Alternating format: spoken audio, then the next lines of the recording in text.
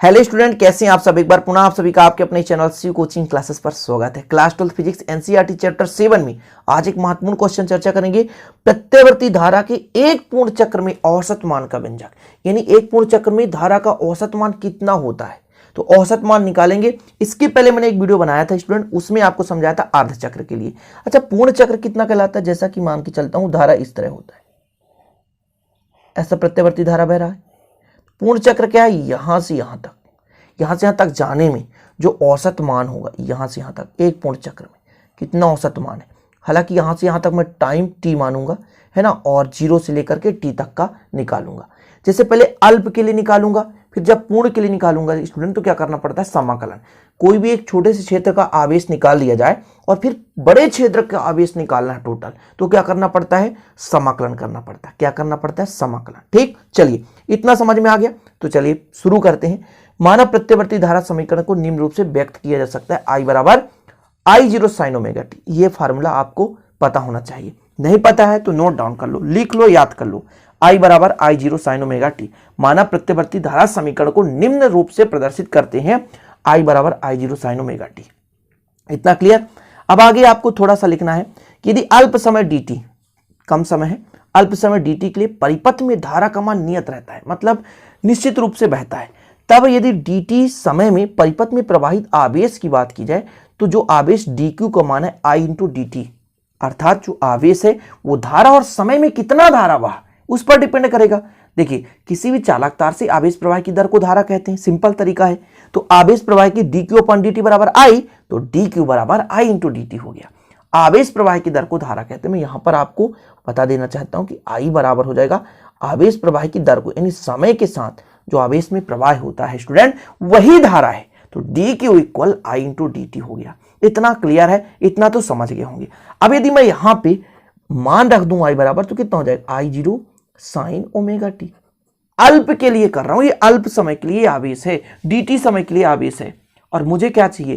पूरे समय के लिए चाहिए, यदि एक पूर्ण चक्र के लिए चाहिए। तो यहां पर लिखते हैं कि एक पूर्ण चक्र में, इसलिए एक पूर्ण चक्र में, किसमें? एक पूर्ण चक्र में, एक पूर्ण चक्र में प्रत्यवर्ती धारा का औसत मान,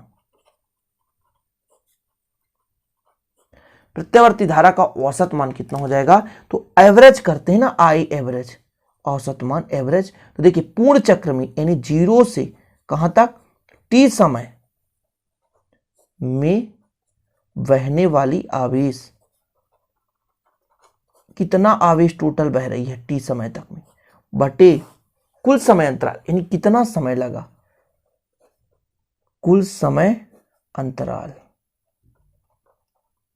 कुल समय अंतराल कितना समय लगा, ये आपका हो गया I एवरेज हो गया। ठीक है, तो कहां से कहां तक समय? तो जीरो से टी समय तक। ठीक है, जीरो से टी समय तक I इंटू dt हो गया, ठीक, बटे अपान टी हो गया। इतना क्लियर हो गया? चलिए अब मान रख दो जीरो से टी तक, तो कितना हो जाएगा? I0 sin omega T. मान रख दिया ना I dt का मान, I dt का मैं मान रख दिया I0 sin ओमेगा टी, यानी I का मान यहां पर रख सकता हूं, dt हो जाएगा। और कहां तक? कुल समय अंतराल t लगता है। ठीक, इसमें से जो भी कांस्टेंट है उसे बाहर ले लो। कुछ कॉमन आ रहा है क्या? तो आपका आ रहा है I0 कॉमन आ रहा है और नीचे t आ रहा है, इतना अपन कॉमन ले लिए, तो कितना हो जाएगा? Sine omega T, sine omega T dt हो जाएगा। टाइम कहां से? जीरो से टी तक के लिए। अच्छा, अवकलन समाकलन यदि बात करूं, तो समाकलन तो सबको पता है। साइन का समाकलन क्या होता है? साइन का समाकलन माइनस कास ओमेगा टी, लेकिन यहां कांस्टेंट ओमेगा वो नीचे आ जाएगा, जीरो से टी।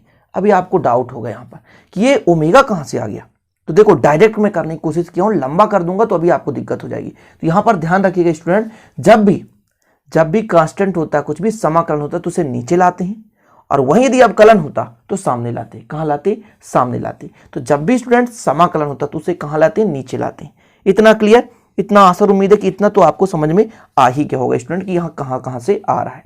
चलिए आगे करते हैं इसको ना, पहले अपर लिमिट रखते हैं फिर लोअर लिमिट रखते हैं। ठीक, तो कितना हो जाएगा? बराबर I0 है और कितना आपके पास t है, तो t रख दो, अपर लिमिट रखो कोष्टक में, तो माइनस का से ओमेगा टी कर दो, फिर माइनस है, फिर माइनस कास ओमेगा 0 कर दो, ये ब्रैकेट बंद। ठीक, कितना हो जाएगा, I0 अपान टी हो जाएगा। यहाँ पर देखा जाए तो माइनस, अच्छा ओमेगा का मान होता है 2 पाई अपान टी, है ना, 2 पाई अपान टी होता है, माइनस माइनस प्लस हो जाएगा कास 0 डिग्री। कास 0 का मान 1 होता है, एक टी से टी क्या हो गया, कैंसिल हो गया, टी से टी क्या हो गया, कैंसिल हो गया।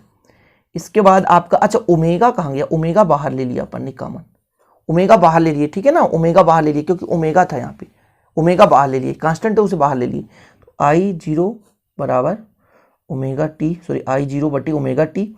यहाँ पर स्टूडेंट कास 180 डिग्री है और कास 0 का मान 1 होता है। ठीक, कास 0 का मान कितना होता है, 1 होता है।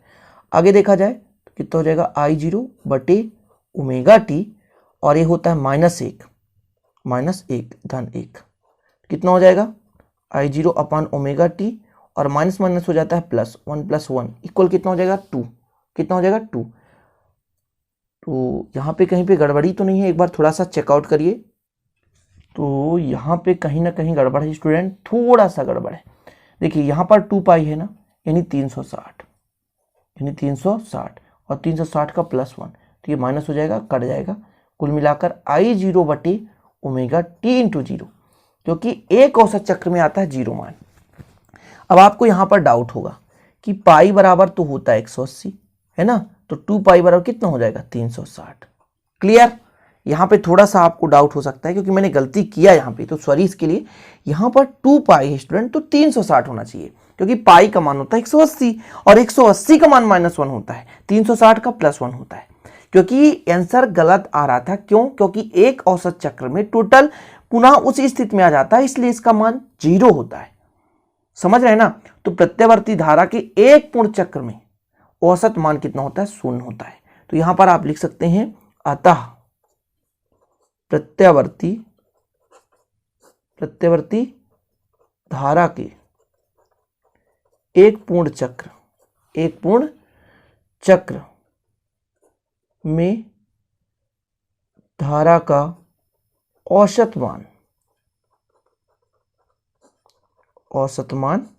क्या होता है, 0 होता है। क्लियर, ये हो गया कंप्लीट। तो यहां पर थोड़ा एक बार पुनः मैं अपनी गलती पर यहां पर आपको बताना चाहता हूं कि पाई का मान होता है 180, 2 पाई का मान 360 और कास 360 का +1 होता है। ठीक है, प्लस का माइनस है तो -1, 1 से 1 कैंसिल, और जब 0 का मल्टीप्लाई हो जाएगा स्टूडेंट, तो आई जो एवरेज है धारा का औसत मान है वो 0 के बराबर आएगा। तो आशा और उम्मीद है कि ये वीडियो आपको पसंद आई होगी। और स्टूडेंट आप लोगों को बेसिक तैयार करते चलना है, ठीक है। और इसका यदि नोट्स परचेस करना है तो 968529 पर कांटेक्ट कीजिए। आपको विधिवत नोट्स, हैंड रिटेन नोट्स मात्र 100 रुपए में दिए जाएंगे, ठीक है। तो आप लोगों से गुजारिश है कि आप लोग अच्छे से तैयारी करते रहेंगे, और जो भी वीडियो आप नहीं देखे हैं तो प्लेलिस्ट में जाएं, Shiv coaching classes channel search करें, वहां पे प्लेलिस्ट में आपको सारा चीज मिल जाएगा, आप आसानी से कर पाओगे। ठीक, तो चलते हैं, मिलते हैं अगले वीडियो में स्टूडेंट, तब तक के लिए जय हिंद, वंदे मातरम।